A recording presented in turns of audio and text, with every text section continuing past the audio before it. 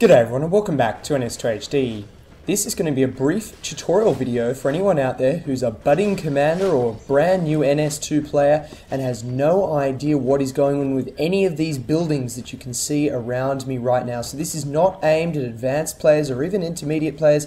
This is a video for you if you are totally ignorant of anything to do with NS2 basically, and you need a tour of what all these buildings are. You can see quite a few buildings arrayed around in this little marine base here. This is a real game, but it's only got 3 players in it, so we're just chilling out and having some fun. And what I'm going to do try and do right now is speak English, and while I'm doing that, teach you about some of the basic buildings that are available to Marine commanders and Marine teams in build 187. So here we go. We're going to start with the critical building, which is the command station, which is what I just got into, and which you can get out of by hitting the logout button in the top right hand corner. The command station is the structure in which you as a commander can look down on the battlefield. As you can see, I can see down on the entire rock down map here. There's a skulk attacking a power node over there. I'll give Zippy a quick waypoint order to get over there and try and help that power node. Probably not going to happen. Anyway, back to the buildings, which is what I want to talk about.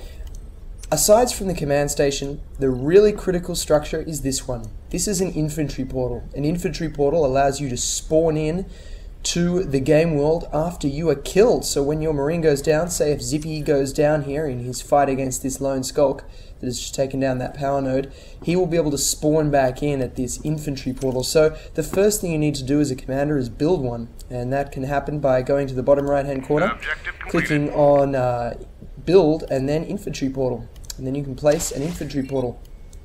And someone, a teammate, will likely be able to build that up for you, or if you have one of these handy little mobile automated constructors, he can do it for you as well. We'll get to him later. Zippy's just chilling out in here, going to give him a med pack and an ammo pack. Don't worry about that, just want to keep him happy while I talk to you guys about the next structure, which is the armory. The armory is a building that allows your marines to replenish their health and replenish their health, arm up with different weapons, and get ammunition for their weapons. So for example, if I spray some bullets over here, reload my weapon, you'll notice that my ammo indicator has dropped, and I can get more by going up to the armory. Players can also buy different weapons from the armory, for example a shotgun, and it's important as a commander to research weapons throughout the game so that your players can buy them. That'll keep them happy. Even if you're not giving them waypoints, if a soldier's got a shotgun, he's going to be a pretty happy person.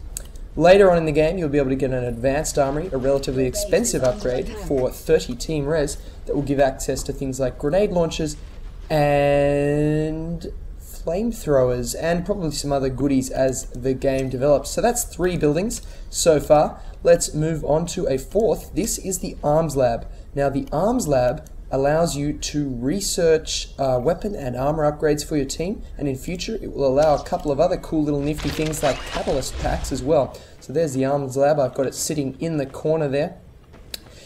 The 5th structure to talk about is the observatory. The observatory is this sort of radar thing I've placed up against this wall in the corner.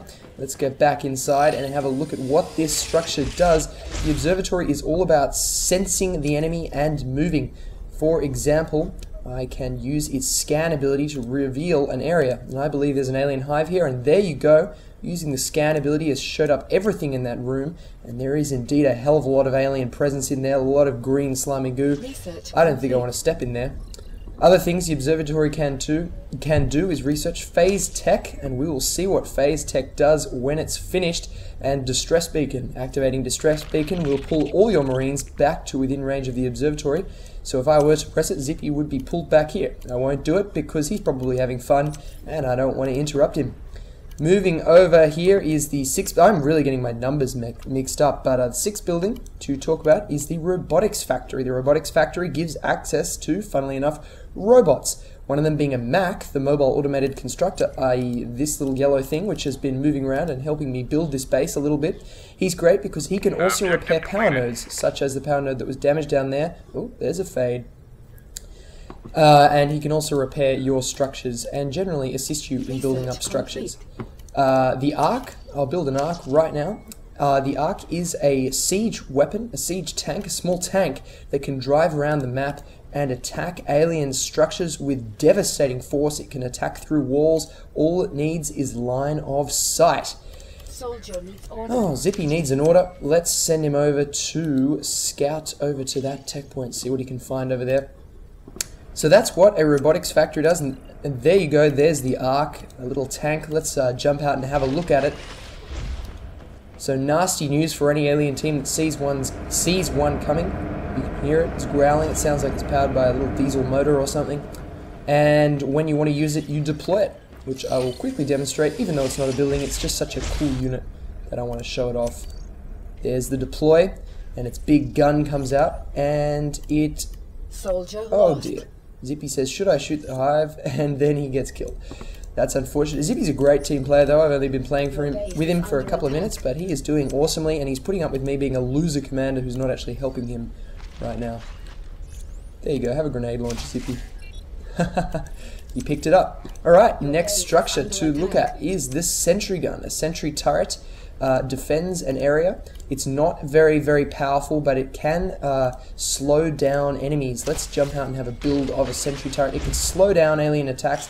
Any smart alien is going to get behind it and kill it because it can only fire in an 70 to 80 degree arc in front of it. As you can see from its animation, it points forwards and then moves right to left. So about an 80 degree arc in front of it. Now the final building I want to talk about that you need to know about as a commander is the phase gate. This is quite a complex building conceptually, but it is extremely cool. The phase gate, when built, allows transport between zones, between areas. So let's demonstrate that by building up this phase gate. The Mac and Zippy are going to build it up, and then I'm going to build a new one somewhere else. We'll give Zippy a move order to a room, and hopefully he'll follow that. We'll send the Mac as well, and we will build up a phase gate. Soldier needs order. There we go, give him an order. You know what, I think while Zippy moves, I think I've forgotten to talk about extractors. Extractors are a critical building. You need them just as much as you need infantry portals. They give resources to your team, and that is an extractor. That is an extractor, and they are built on resource nodes. Now Zippy has moved over to, I believe this, what's this room called? I haven't played Rockdown, which is what this map is called, in quite a long time. It's the room above node reserves, East Wing, West Wing, that's what it's called, West Wing. So Zippy and that Mac are going to build that phase gate up. And when they're finished, guess what it's going to allow? Any second now. There we go, the phase gate is now active. And I can go through and join. Oh dear, I got stuck on a Mac. Well, we'll have to move that Mac. Phase gate has very nicely teleported me back and said, hey, you can't do that, man. There is a Mac in the way, so let's move that Mac out of the way there. Build a sentry gun in the corner for good measure. Soldier needs order. And how about an armory as well? And you know what? While we're at it, we've got so much res. Let's drop a whole command station there. Now I'm going to get out of there and demonstrate what I was trying to demonstrate earlier, which is the phase gate. Bang! Here I am in the room that you were just seeing from the commander perspective. Zippy and this Mac are in here building a whole lot of stuff up. Defensive position.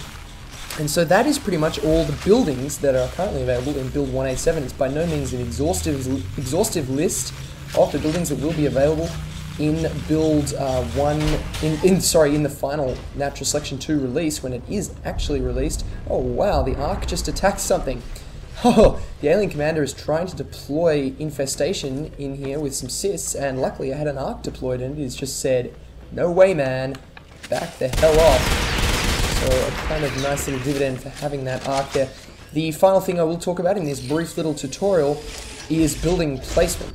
And while I do that, I'm going to move that Ark a little bit to the right, just to... Actually, he's probably got the range. Soldier needs order. Soldier needs order. Zippy wants some orders. He doesn't realize I'm doing a tutorial, but that is cool. I'll give him an order to press on the hive and see what he can find there. Yes, building placement. Now you'll notice that all my big buildings I've placed in corners. The observatory, the arms lab, the armory, the robotics factory, everything's in the corner. Even the sentry guns are in the corner. The exceptions are the infantry portals and phase gate. The reason for that is skulks can use large buildings as cover. If, for example, I was to place an armory right here, I better give Zippy some ammo and health. Soldier. Oh damn, the fade got him. If I was to place an armory right there, you'll notice that a skulk sitting here cannot be shot from over here. or sitting here, cannot be shot from here, etc., etc. So a skull can effectively dance around that armory. If, however, the armory is placed in a corner like this, the skull cannot dance around it, and that is extremely helpful for your sentry taking damage. Oh, skull attacking that sentry.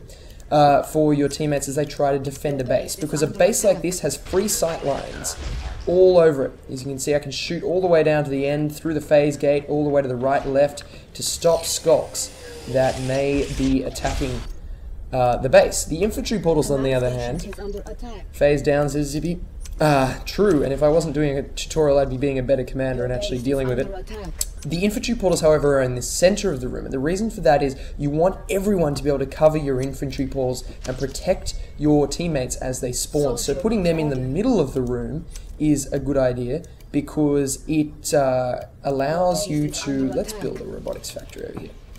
It allows you to cover your teammates as they spawn. Looks like a skull coming in there. Right, so I'm going to actually join the fight now, guys. I hope you've enjoyed this brief little tutorial. I hope you got something out of it. Very basic for anyone who's just starting out playing NS2. And I can't wait to bring you more NS2HD videos in future. Thanks for watching, everyone.